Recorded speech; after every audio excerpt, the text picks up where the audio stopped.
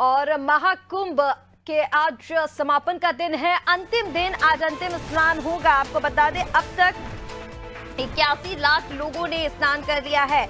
महाशिवरात्रि पर्व पर महाकुंभ का समापन आज होगा। महाशिवरात्रि पर त्रिवेणी में भारत के रंगों का संगम, जहां नेपाल से भी आए महाकुंभ में श्रद्धालु।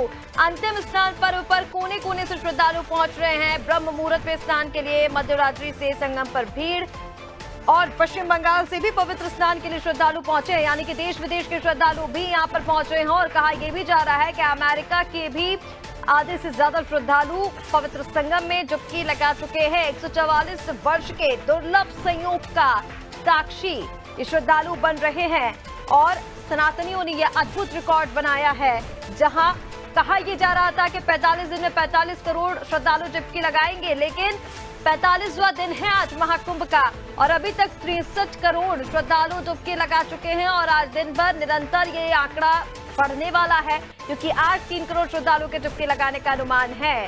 दिव्य, भव्य और नव्य महाकुंभ में लगातार श्रद्धालु डुबकी लगाते नजर आ रहे हैं। देश विदेश के श्रद्धालु यहाँ पर पहुंच रहे हैं, यानी कि देश के बाहर से भी संगम पर रंग बिखरे हुए हैं, और लगातार यहाँ पर अब श्रद्धालुओं की आमद जो है वो बढ़ती जा रही है।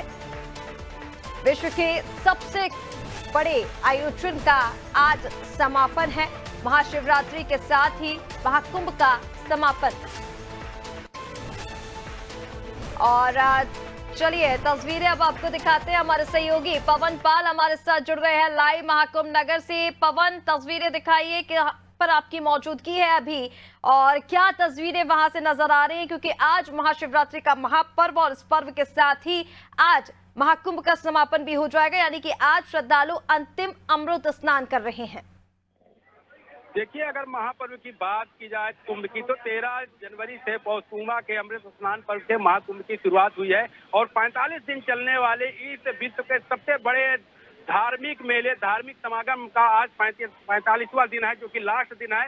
तो मध्य रात्रि से ही श्रद्धालुओं का आना जाना लगातार यहाँ संगम तट पर बना हुआ है, और देर रात्रि से ही श्रद्धालु संगम तट पे पहुंचकर पुण्य और आस्था की डुबकी लगा रहे हैं। तो अगर बात की जाए यहाँ पर श्रद्धालुओं के दिन, लगातार श्रद्धालु यहाँ पर पहुंच रहे हैं, क्योंकि आज अंतिम स्नान पर्व महाशिवरात्रि का है।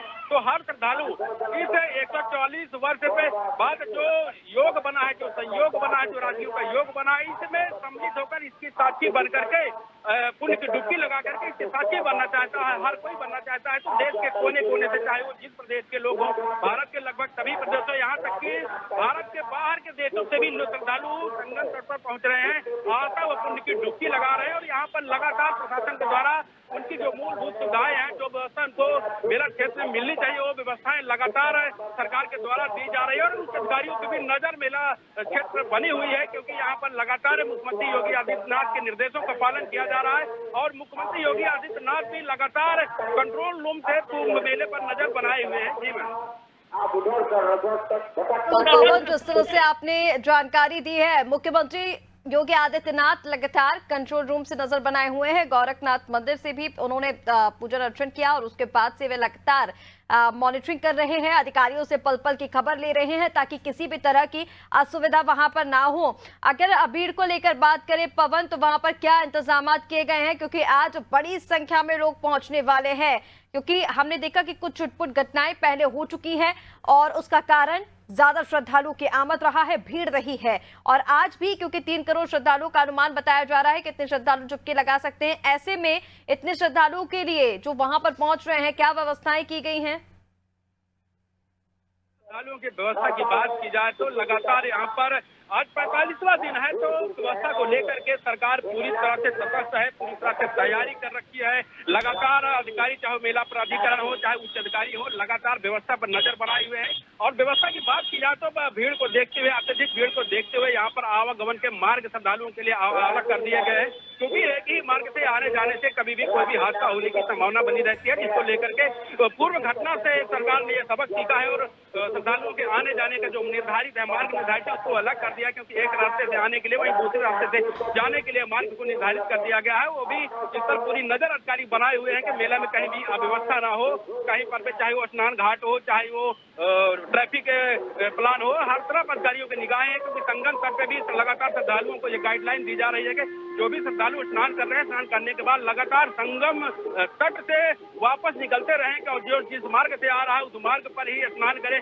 क्योंकि मेला में आज आखिरी दिन है मेले का, तो लगातार यहाँ पर लोग आ रहे हैं, लगातार श्रद्धालुओं को भीड़ बढ़ रही है और लगभग 3 करोड़ लोगों को आने की संभावना भी जताई गई है। तो श्रद्धालुओं को लगातार गाइड किया जा रहा है कि जो जिस मार्ग से आ रहे हैं, संगम में प्रयागराज पहुंचने के जितने भी मार्ग हैं, चाहे हाईवे हो चाहे जो हो, वहाँ पर जो पार्किंग बनाई गई उस पार्किंग में वहाँ पर श्रद्धालु अपनी गाड़ी खड़ी करते हैं। गाड़ी खड़ी करने के बाद सरकार के द्वारा शटल बस, सरकारी शटल बस निःशुल्क चलाया गया, उस बस के द्वारा श्रद्धालु संगम क्षेत्र में पहुंच रहे हैं। उसके बाद कुछ ही दूरी पैदल चलने के बाद लोग श्रद्धालु जो है संगम में आस्था व पुण्य की डुबकी लगा रहे हैं। पुण्य की डुबकी लगाने के बाद अगर उनसे बात किया भी गया तो लगभग यहाँ की व्यवस्था से खुद भी नजर आ रहे हैं। जी बिल्कुल पवन, जिस तरह से आपने जानकारी दी, तस्वीरें दिखाई, लगातार बेहद ही अद्भुत नजारा महाकुंभ का ये देखने को मिल रहा है और बहुत ही चाक चौबंद व्यवस्थाएं जो है वहां पर प्रशासन की ओर से की गई हैं ताकि किसी भी श्रद्धालु को किसी भी तरह की असुविधा ना हो। फिलहाल के लिए तस्वीर दिखाने के लिए बहुत शुक्रिया आपका।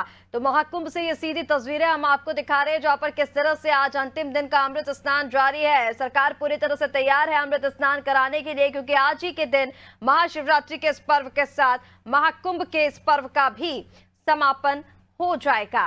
तो आज काफी ज्यादा ये जो आंकड़ा है जो हम आपको लगातार बता रहे हैं कि अभी तक 63 करोड़ श्रद्धालु जो हैं वो आस्था की डुबकी लगा चुके हैं इस महाकुंभ में। आज जो आंकड़ा है वो और बढ़ने वाला है। प्रशासन पूरी तरह से तैयार है, पूरी तरह से तैनात है। एयरफोर्स के जवान सहित तमाम जो जवान हैं वो मेले क्षेत्र में तैनात किए गए हैं। मॉनिटरिंग लगातार की जा रही है और खुद उत्तर प्रदेश सरकार में मुख्यमंत्री योगी आदित्यनाथ मॉनिटरिंग कर रहे हैं, पल पल की खबर अधिकारियों से ले रहे हैं ताकि कोई भी असुविधा यहां पर श्रद्धालुओं को ना हो। बात की जाए गाइडलाइंस की, प्रोटोकॉल की, तो यहां पर कल शाम से ही नो व्हीकल जोन एक्टिव है, यानी कि वाहन जो है वो मेला क्षेत्र से 10 किलोमीटर दूर ही रोक दिए जा रहे हैं और इसी के साथ कोई भी वीआईपी स्नान आज के दिन नहीं होगा, कोई भी वीआईपी प्रोटोकॉल आज के दिन लागू नहीं होगा। इसी के साथ लगातार वहां पर मेला क्षेत्र में अनाउंसमेंट भी कराई जा रही है कि जो जिस घाट पर मौजूद है, क्योंकि अब भीड़ लगातार बढ़ रही है, हर कोई चाहता है कि आज के दिन महाशिवरात्रि के इस पावन पर्व पर महाकुंभ में आस्था की डुबकी लगाए। इसीलिए यह अनाउंसमेंट लगातार कराया जा रहा है कि जो श्रद्धालु जिस घाट पर मौजूद हैं वो वहीं आस्था की डुबकी लगाएं और उसके बाद अपने गंतव्य को जाएं, मेला क्षेत्र को खाली करें।